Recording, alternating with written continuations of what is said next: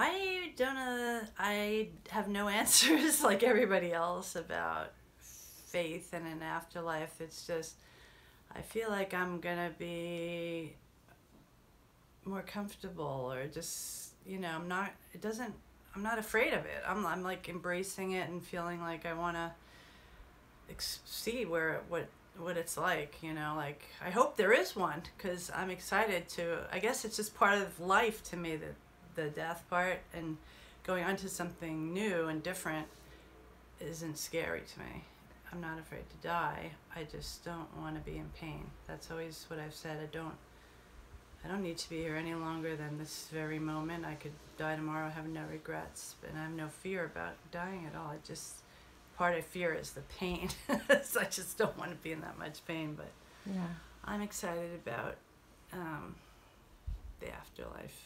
And I don't have any preconceived ideas, except that I hope I see my husbands and all my family and, the people I love like everybody else, but, I always remember you saying that you would feel like you had signs from, like, Oh, well, Michael, I mean, it's or... unbelievable. I've always felt connected with, the people that I love that have passed, but it's different now with my own. It's like I'm being allowed to experience a whole different level of connection that I can't explain, and I don't think you get to see until you get to be where I'm at. And I'm embracing that totally. It's so exciting, and I'm just like, see, I told you. I keep telling Carolyn, see, I told you this is going to happen, that's going to happen. And all of a sudden, all this really psychic stuff is happening, and all positive things too. I mean, maybe just some lucky, my odds are up right now, but I kind of feel like as the fear subsides, because I feel less afraid the closer I get to death. And then I also feel more connected, and so I feel like, don't worry, nothing bad's gonna happen. What could happen? What, are you gonna die? And so if that's the worst, there is no problems. There's no worries, because I don't know, I just seeing death is more, if it's okay and it's a beautiful thing, and not to be worried or afraid about it. I feel like my whole life I was worried about doing the right thing and this and that, and it's like none of it matters. None of it matters. So you're like less fearful now than you were before. I'm so like ready. I'm so excited to go. Like, I just want to go quick. That's all. So if I could figure out that's my only problem is pain. If I could figure out the pain management part, which I hopefully will. I don't think they're doing a great job of it, but whenever I do things on my own, I figure them out on my own. I manage better, but yeah, I'm not worried, and I'm joyful and excited about every day, because I don't care anymore. I think it's just this release, like you just don't care, you don't worry about worst case scenario, you just don't, everything's gonna be fine. It's almost like this understanding that everything is gonna be fine, that frees you. I feel free and released from any worries. And I've worried my entire life. I'm a Virgo. Everything had to be done perfectly, and the control thing.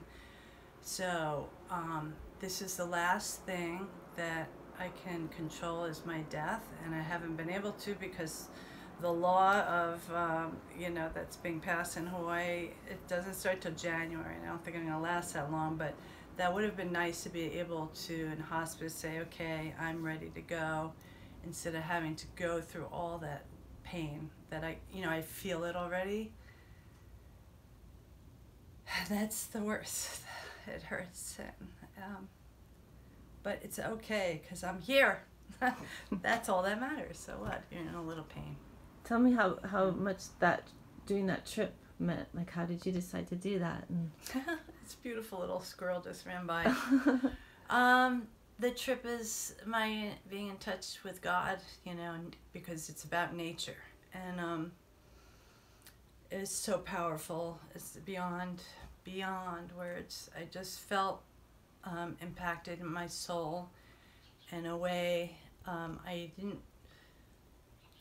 had memories of going to Yosemite once, and I said before I die I wanted to come back. So the minute I knew they said that you're gonna die soon, you know, they could put a time on it, I was like, I gotta go to Yosemite. And I was only there for a couple hours the first time, and then when I went back, I felt Yosemite. I didn't look at it, you know, I didn't, it was like part of my soul. Like I almost feel like this is what I'm coming back to. When my afterlife is, I'm going to be part of such an amazing nature. Like that's, I think, maybe what my afterlife is about, is being part of not man-made stuff, but just, you know, granite walls and water and waterfalls. And so it's, look at this. I mean, it's just blew my mind. I've not that just kind of was almost, it was such a pivotal point to be able to be at that place and lay down in that meadow, and all my worries just left my body. And I felt like, look at the Mother Nature is so amazing. What am I? What stupid little thing is this, you know, in the scope of things. So I'm doing a lot of this, saying goodbye to people and friends, just to see them and to love them, and they need that too. It's for them, because I am okay. But I think other people have a harder time losing people that they love, you know. I remember you telling me that you feel lucky that you know you have time left instead of just going suddenly. So lucky that I had this opportunity to leave. I mean, my doctor says there's no way, you can't travel. You need to get radiation, and that's going to disintegrate your bones, and you'll never walk again. I go, well, that's not an option. I'm buying a ticket, which I did the next day. I just bought a ticket. I'm like, you don't know me, you know? I'm going to thrive. I'm not going to die. I think of all the courageous things you've done in your life, you know? Moving to Maui, starting a talent agency, like... Yeah, like I said before, that's just who I am. I like challenges, and I think keeping moving is so critical. Just keep moving. Like even in the pain that I'm in, pulling my own luggage, and I'm, you know, lifting, I'm doing all the things I'm not supposed to do, you know, and just walking, and, you know, just things take longer, take more breaks and stuff, and, you know, but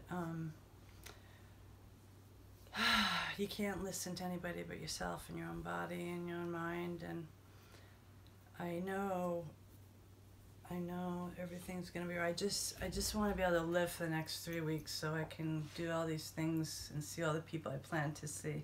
So that'll be fine. And then whatever happens after that will be fine. And I don't know what's gonna happen.